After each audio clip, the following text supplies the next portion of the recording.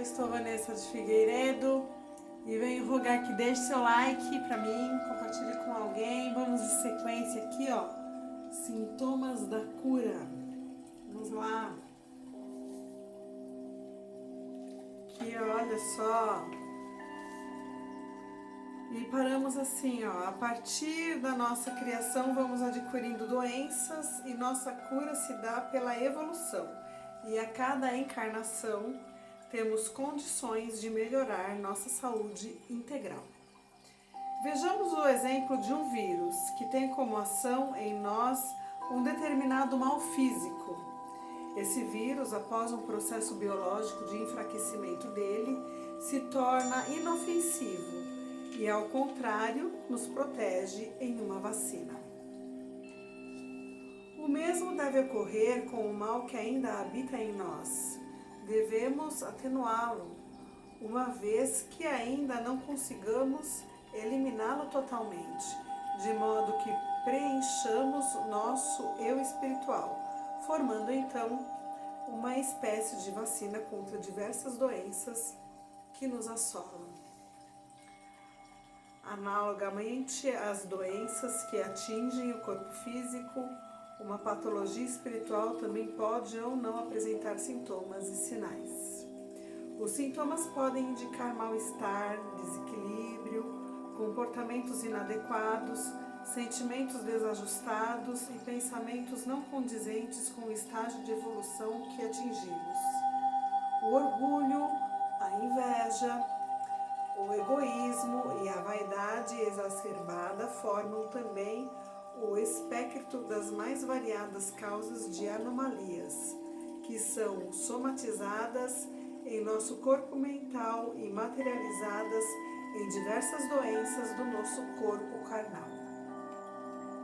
O grande problema ocorre quando não reconhecemos essas características de falta de saúde integral, pois, para tanto, são necessários a humildade e o esclarecimento, tornando-se mais difícil combater o mal que persistentemente se encontra em nós.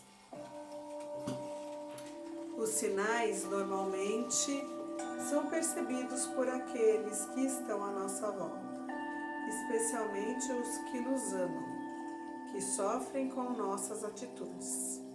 Da mesma forma que uma ferida que não cicatriza na pele, as anomalias de origem espiritual precisam ser tratadas com remédios que veremos mais adiante. Muitas delas podem ser evitadas com uma poderosa vacina, que neste caso não tem vírus atenuado ou mortos, mas o Cristo vivo, através da sua boa nova, o Evangelho.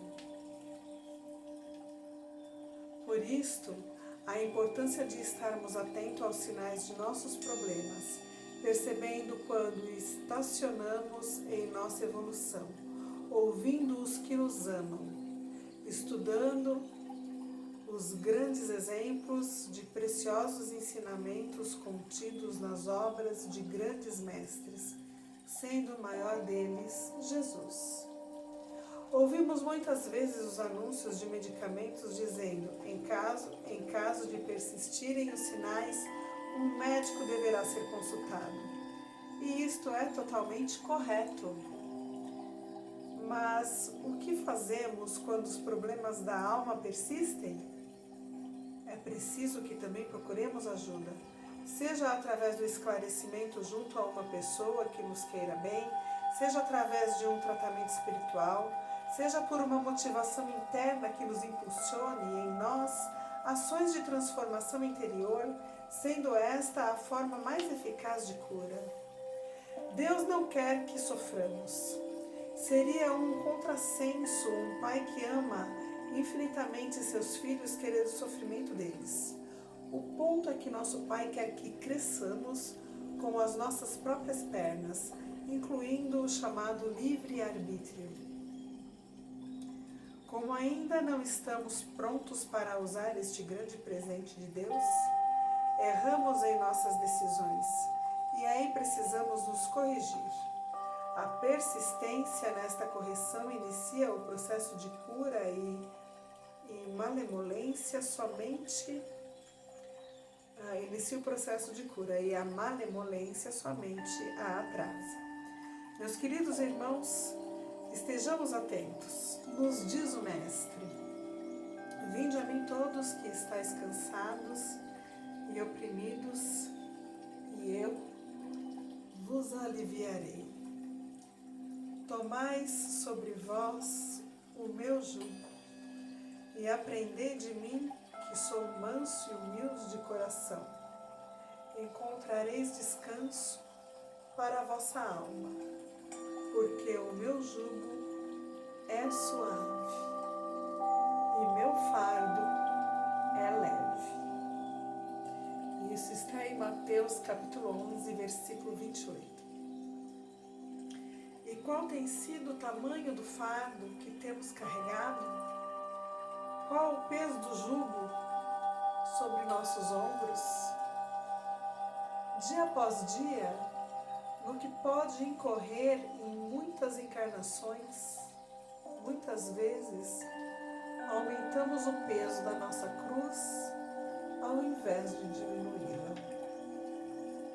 A busca pela cura efetiva deve ser nesse sentido, ou seja, aceitarmos o fardo de Jesus, o seu Evangelho, que apesar de muito difícil para nós, o adotarmos como prática de vida é o meio menos doloroso e menos sofrido de nos transformarmos e de evoluirmos. A cura está em nós. Cada vez mais temos condições de obtê-la. Busquemos então identificar os sinais de todas as nossas doenças, nos preocupando menos em procurar defeitos que nos estão à nossa volta, menos em procurar defeitos nos que estão à nossa volta, né? Vamos deixar de procurar defeitos nos outros, vamos olhar para nós? Eu acho que é isso aqui, né? Mas sim, lermos os sinais que a cada vez mais evidenciam que precisamos mudar. Sim, todos nós, né? É que não tem como mudar de si mesmo, né? Não dá. Não dá. Enfim, por isso que a transformação de cada ser humano, ela se dá em meio à face do entendimento que ele vem carreando ao longo de toda uma jornada evolutiva. E sempre lembrando, né, que nenhum de nós está só. Deus Pai é conosco, período integral. Jesus habita em nós. Jesus disse para nós: vós sois deuses. Deus habita em cada um de nós. E existe aqueles que dizem que eu sou ateu. Quantos dizem assim, né? Mas se a gente parar para olhar, muitas das vezes esses que dizem, como é a conduta deles? Eu conheço pessoas que se dizem não crer numa força maior,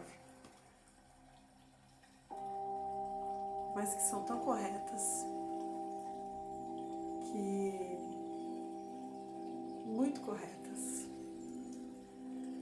É algo assim de tirar o chapéu, sabe? Porque agem, né? Pensam, sentem, agem em favor do semelhante como se fosse para si mesmo. E quais foram os dois únicos preceitos que Jesus nos ensina? Quais foram eles? Ama a teu Deus sobre todas as coisas e ao teu próximo como a ti mesmo.